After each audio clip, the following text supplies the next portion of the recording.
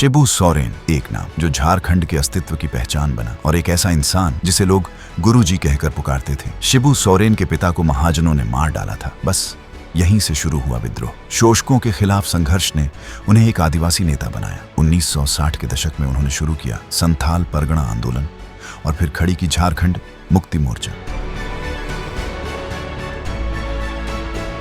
शिबू सोरेन का जन्म 11 जनवरी 1944 को हुआ। झारखंड तब बिहार के रामगढ़ गांव में। उनके पिता थे सोबरन सोरेन, एक गरीब किसान जिनका खून उन महाजनों की बर्बरता ने बहाया जो आदिवासियों की जमीन और इज्जत दोनों लूटते थे। पिता की हत्या ने सिर्फ उनके बचपन को नहीं छीना, बल्कि उनके भीतर एक आग जला दी, शोषण के खिलाफ लड़ने की आग। 1970 के दशक में शिबू सोरेन ने अपने संघर्ष को संगठित रूप दिया। उन्होंने संथाल हूल की विरासत को नया रंग दिया और शुरू किया महाजनी उन्मूलन अभियान, जिसमें वे खुद जाकर उन महाजनों की दुकानें बंद करवाते थे जो आदिवासियों से उनका खेत, उनकी मेहनत, उनकी जमीन छीन लेते थे। इसी दौर में खड़ा हुआ एक संगठन झारखंड मुक्ति मोर्चा, जो बाद में झारखंड राज्य की मांग का सबसे बड़ा झंडा बरदार बना। शिबू सोरेन का नाम अब झारखंडी अस्मिता बन चुका था। 1980 और 90 के दशक में उन्होंने संसद में भी आदिवासियों की आवाज उठाई, लेकिन यही दौर विवादों का भी रहा। 1994 में सोनेन मुर्मू हत्याकांड में उनका नाम आया। एक दौर ऐसा आया जब वे केंद्रीय मंत्री रहते हुए भी फरार हो गए। 2004 में जब वो कोयला मंत्री थे, तभी गिरफ्तारी का वारंट जारी हुआ और उन्हें पद छोड़ना पड़ा। लेकिन उनके समर्थकों का कहना था ये सब सत्ता की साजिशें थी, एक आदिवासी नेता को कुचलने की साजिश। शिबू सोरेन झारखंड राज्य के निर्माण के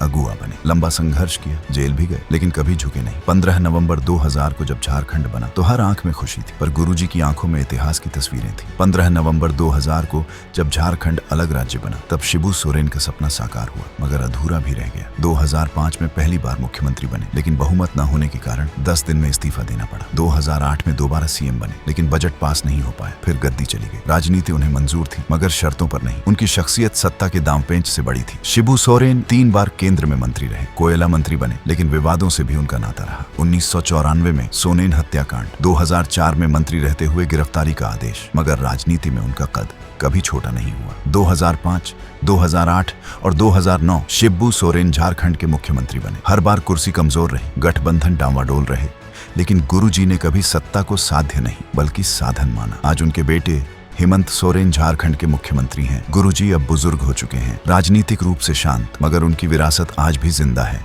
हर उस आंदोलन में जहां कोई आदिवासी अपने जल जंगल जमीन के लिए आवाज उठाता है, उनकी कहानी अधूरी है, क्योंकि झारखंड को उन्होंने बनाया जरूर, मगर वैसा नहीं बन पाया जैसा गुरुजी सपना देखते थे। शिबू सोरेन सिर्फ एक नेता नहीं थे, वो एक चेतना थे, एक क्रांति थे, एक जमीन से जुड़ी हुई जिद थे। उनकी आंखों में जलती थी वो आग जो आदिवासी बच्चों को स्कूल भेजना चाहती थी, जो हर खेत को असली मालिक तक लौटाना चाहती थी। वो गए नहीं है, वो हर जंगल में, हर लाठी में, हर संघर्ष में आज भी जिंदा है। धरती पुत्र थे वो, और धरती उन्हें कभी नहीं भूलेगी।